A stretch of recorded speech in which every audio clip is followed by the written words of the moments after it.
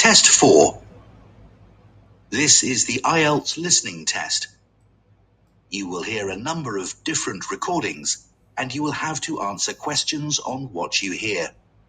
There will be time for you to read the instructions and questions, and you will have a chance to check your work. All the recordings will be played once only.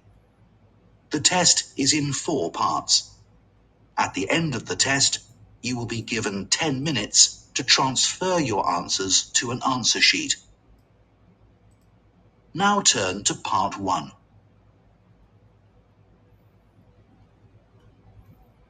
Part 1. You will hear a man asking a friend for advice on things to do in the city with a family of visitors. First, you have some time to look at questions 1 to 6.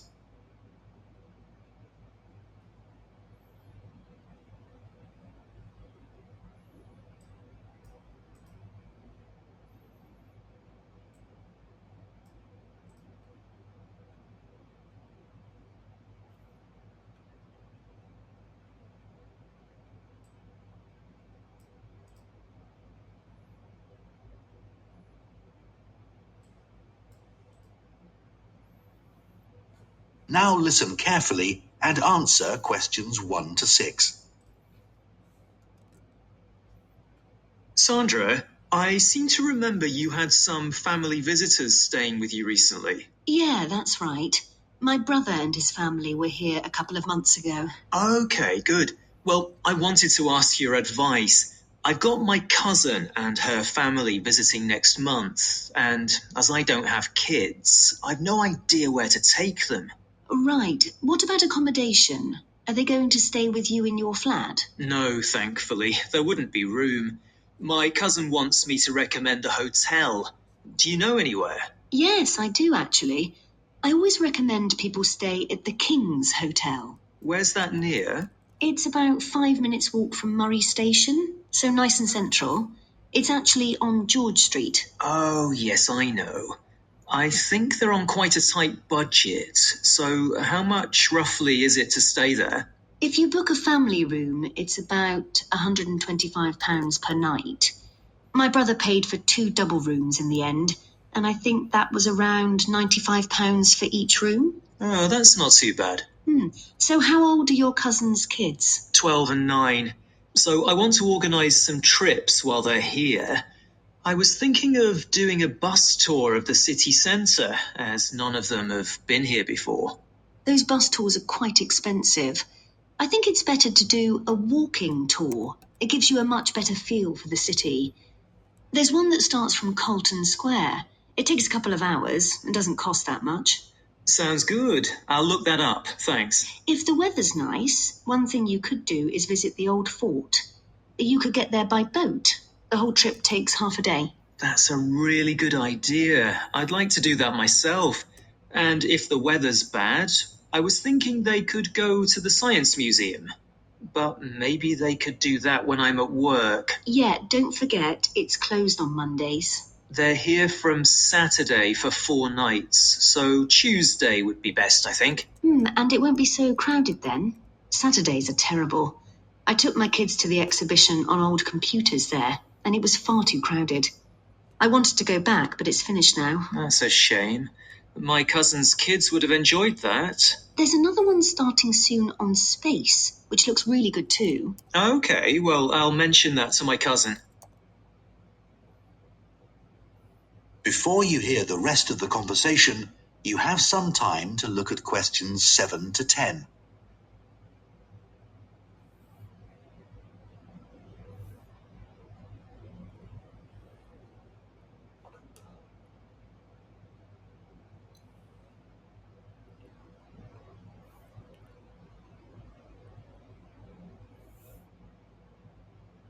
Now listen and answer questions 7 to 10.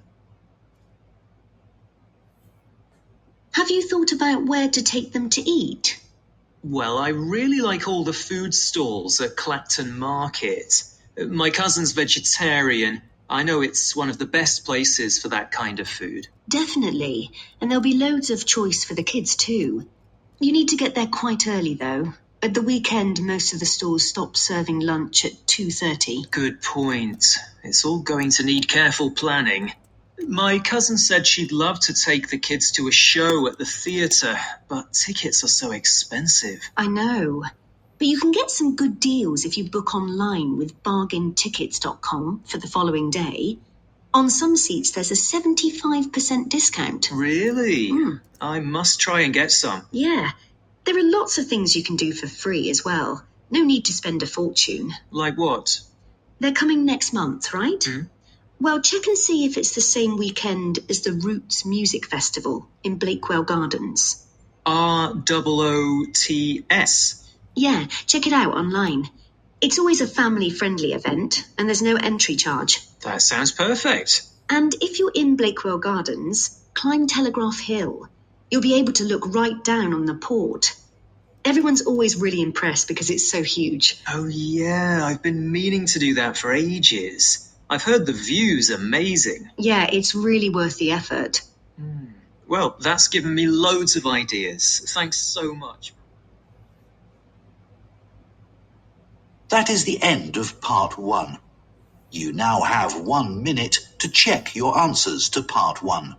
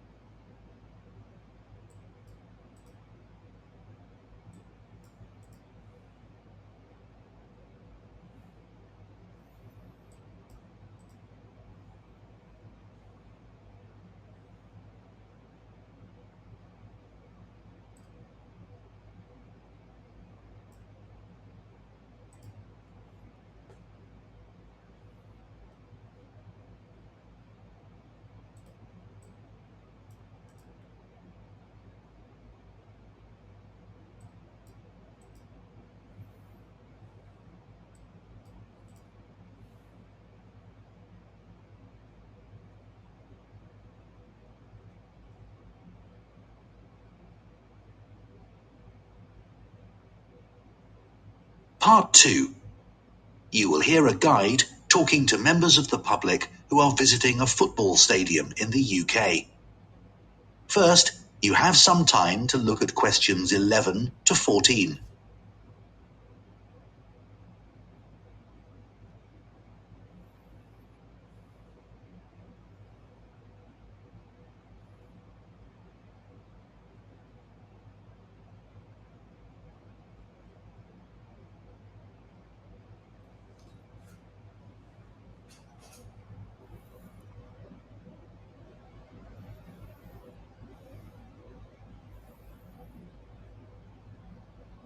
Now listen carefully and answer questions 11 to 14. Good morning and welcome to City Football Club. I'd like to give you some useful information about your visit to the stadium today, and then we'll start the tour of the areas of the stadium that are open to visitors.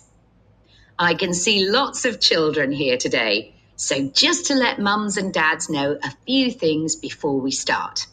The stadium has lots of stairs and the players' tunnel is very dark. Please don't let your children wander off on their own, even for a minute. We don't want any accidents or anyone getting frightened. Cameras are permitted everywhere, and you can take pictures of your child shooting a penalty. Assistants are helping to organise this, and hopefully the queue won't be too long. It's very hot and sunny out on the pitch today. You can get food and drink at the cafe, and I really recommend the healthy lunch boxes for children. Also in the cafe, children are invited to do a football-themed drawing. We'll pick the best one at the end of the afternoon, so don't forget to put your name and contact details on the back. That way, if you've left the stadium before then, we'll send your prize, but sadly, we can't return drawings. I'd like to mention some features of the tour. We'll start with the 360 cinema experience. which has been very popular over the years. And then I'll take you to the players' dressing rooms before going outside to the seating area and the pitch. I should say, if you'd prefer your visit to be self-guided, please collect headphones from the reception, and then you can listen to the pre-recorded information at your own speed. We've only just introduced this feature and would appreciate your feedback. We're thinking of offering tours in other languages in future, so if you have any thoughts on that, we'd welcome those too. If you plan to return another time, you might like to book one of our VIP tours. We've only just started offering these, and they can be booked online. Before you hear the rest of the talk, you have some time to look at questions 15 to 20.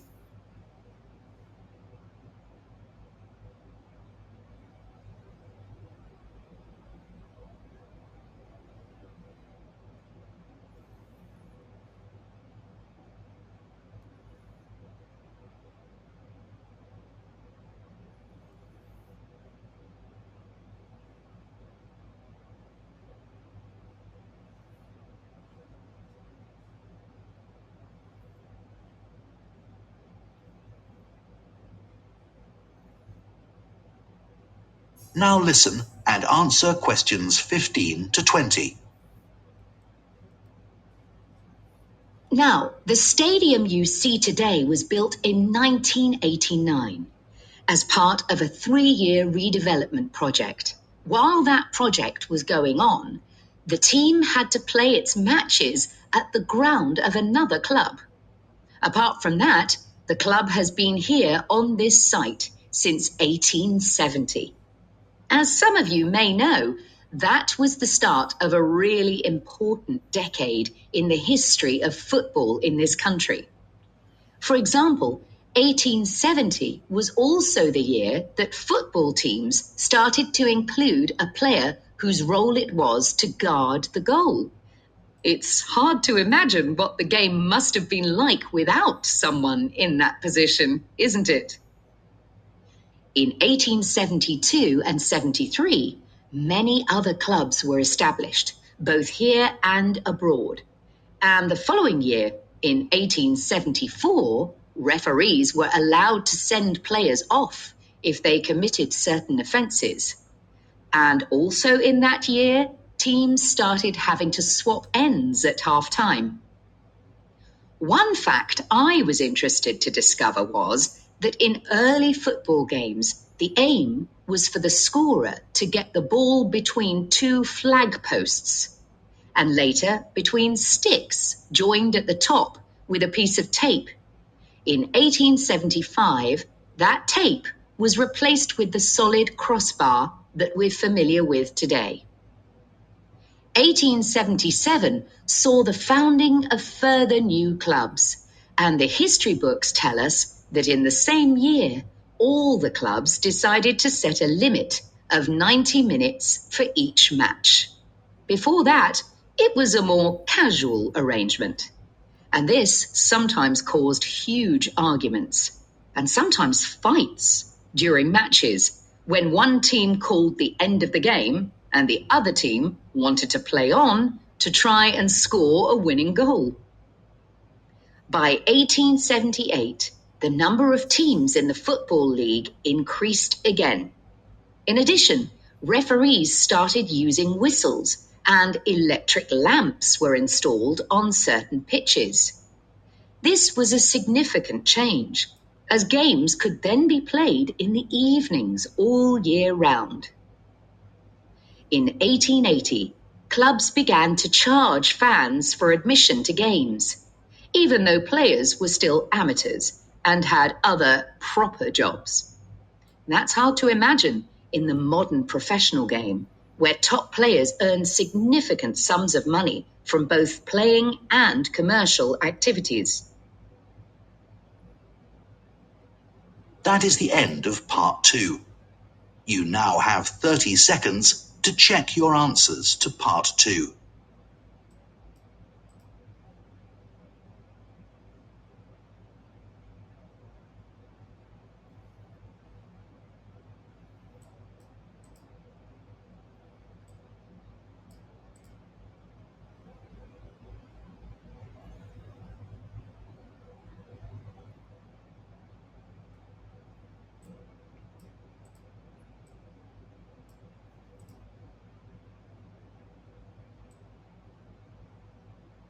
Part 3.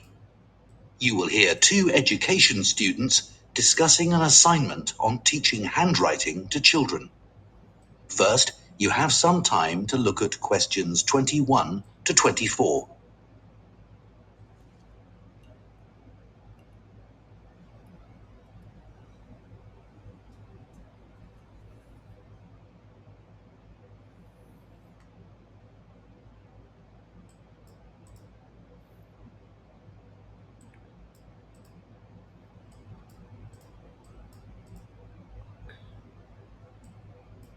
Now listen carefully and answer questions 21 to 24. How are you getting on with the assignment on handwriting? Not too bad. I hadn't realised that children benefit in so many ways from learning to write. It's such an important skill, and yet most people think handwriting is less important than in the past because people hardly ever write by hand these days. Yes, and all the evidence suggests children should learn to write by hand before they learn to type, not least because it helps their memory. That's right. The physical act of writing helps children to remember letters. That seems pretty obvious when you think about it. What's less obvious is how it helps develop their concentration. They have to sit still and focus on one thing. Yeah, that aspect of handwriting had never occurred to me before. Same here. I'm not sure I understand how it improves children's imagination, though. Well, there was that study which showed that primary-age children generated more ideas when they were writing by hand than using a keyboard. I would have guessed that would be the case. Yeah. I'd never associated spatial awareness with handwriting either. I thought spatial awareness was more to do with knowing where you are in relation to objects or other people. I thought that too. But good spatial awareness is essential for writing because you have to space words correctly. It's not just fine motor skills that improve through writing, as I'd always assumed. Handwriting is so much harder for children with dyspraxia who have problems coordinating movement. It's good there are lots of things you can do in the classroom to help them. They need so much more support with letter formation. You need to play lots of games to help them distinguish letter shapes. It takes a lot of patience. Yeah, I like the idea of using one of those pens that lights up if you press too hard. That seems like a really simple solution. Yes, absolutely. I'm not sure there's much you can do about children with dyspraxia writing very slowly. It's more important to focus on accuracy, and as they get more confident, I think they eventually speed up. One quite simple thing you can do is to use grid paper. So they write each letter in a box, and that trains them to space the letters correctly. Indeed, that's more important for legibility than trying to get them to write in a straight line. Before you hear the rest of the discussion, you have some time to look at questions 25 to 30.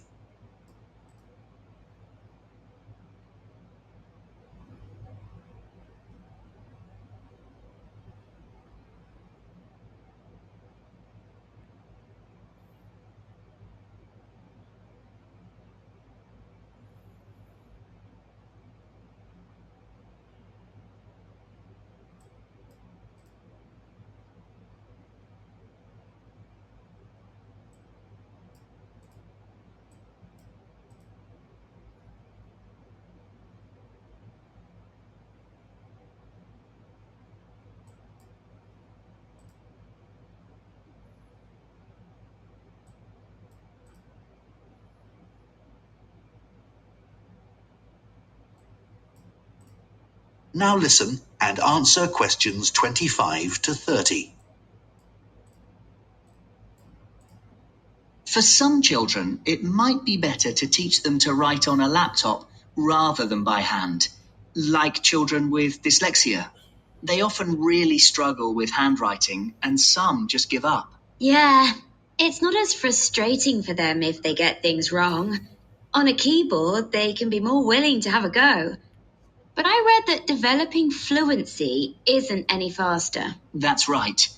Did you read that article on the benefits of teaching print rather than cursive handwriting, where the letters are joined up? Yes. Well, in the past, cursive writing was certainly considered more stylish and educated, but not anymore.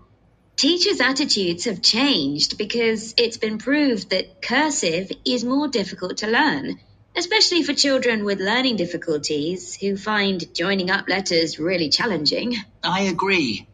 I was always worried that my poor handwriting affected my exam results, and now research shows that I was right to worry.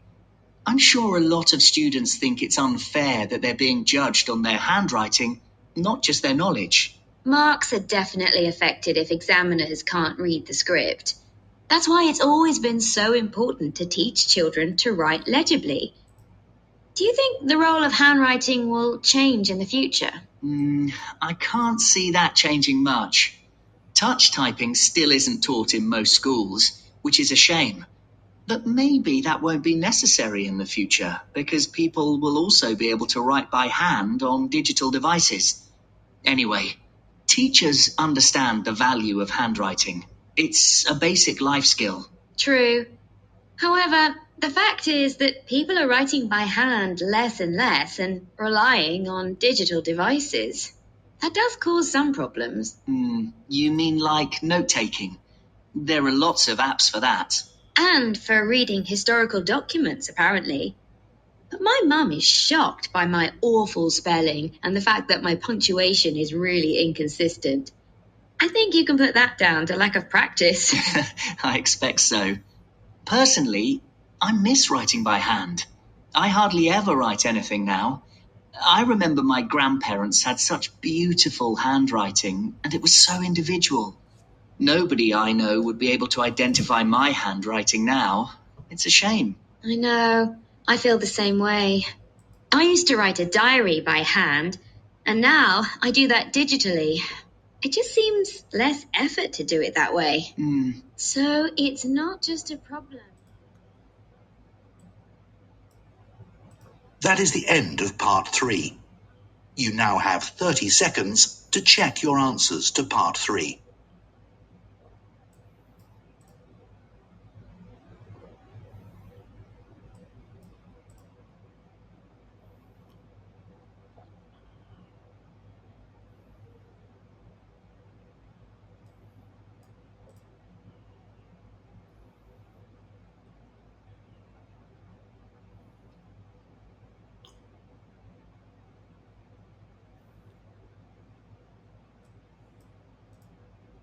Part 4.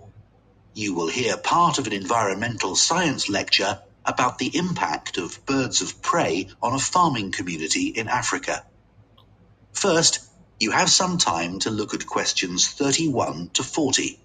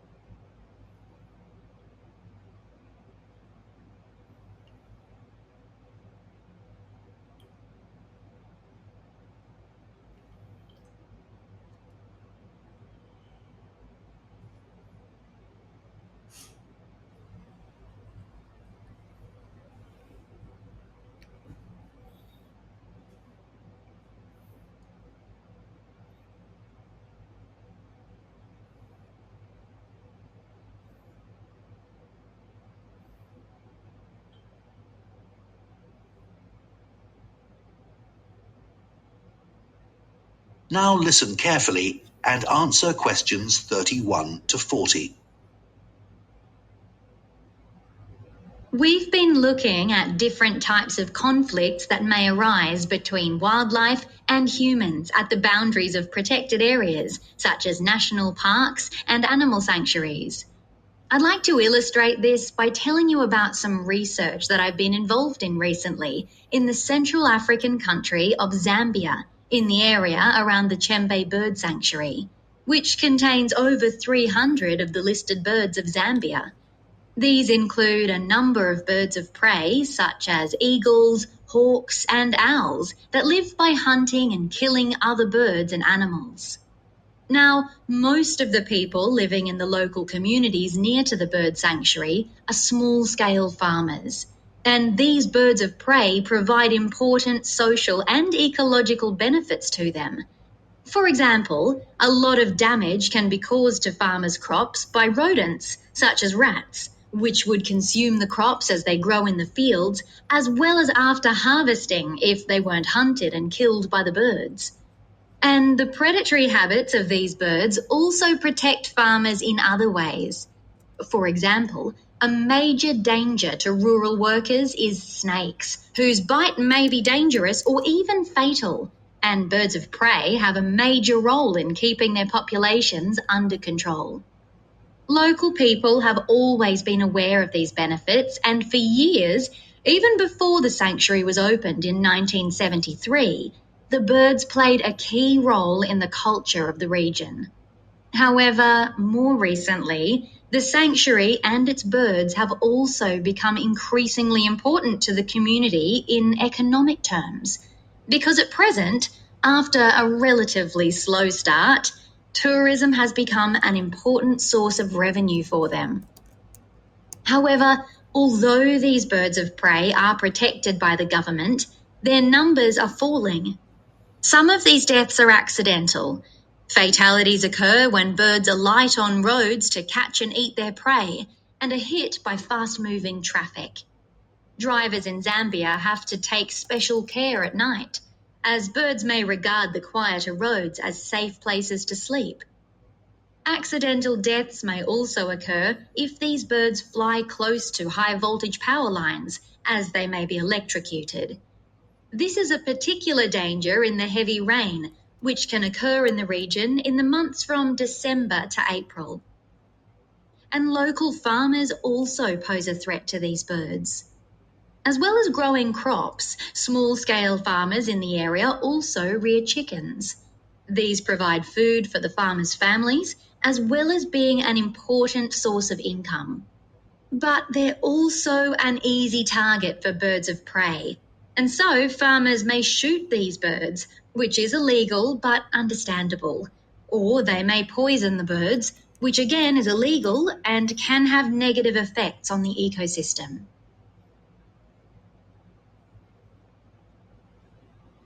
So, how else can farmers protect their chickens from birds of prey? Some people believe that to prevent the predators from settling near the area where the chickens are kept, it's best to keep this area free from vegetation. But in fact, this is counterproductive, as it means the chickens have no cover to hide in, and they'll be easier for the birds to see. Another possibility would be to prevent the chickens from going outside at all, and to keep them safe from predators inside a building. But this would cost far too much to be a practical solution. Nearly all the farmers reported that they spent a lot of time and effort trying to frighten off the birds of prey without actually harming them. Most of the farmers had at least one dog and said this was a big help at scaring away the predators. Some of the farmers also reported that during the breeding season, when the chickens were particularly vulnerable, they encouraged their children to watch over the chickens and to hit pans with a metal spoon so that the resulting noise would succeed in driving away birds that were trying to seize the young chicks. None of these methods was 100% effective, so as a result, the village people told us that rather than just using one method, they were forced to use a combination for them to have any effect. And even so, these birds of prey remain a major threat to the chicken's survival and cause considerable economic loss to farmers. So we looked at the possibility of a longer-term solution to... That is the end of part 4. You now have 1 minute to check your answers to part 4.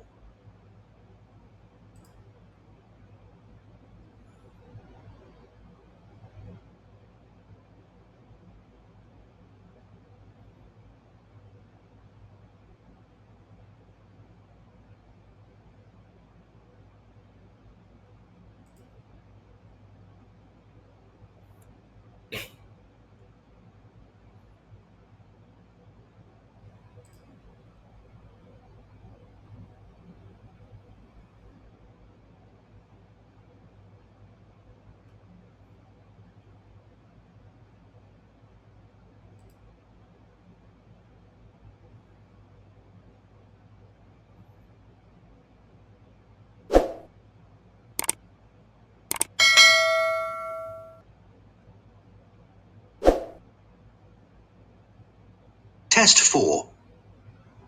This is the IELTS listening test. You will hear a number of Part 2. You will hear a guide talking to members of the public. Part 3. You will hear 2 education students discussing an assignment on Part 4. You will hear part of an environmental science lecture about the impact of birds of prey on a farming community in Africa.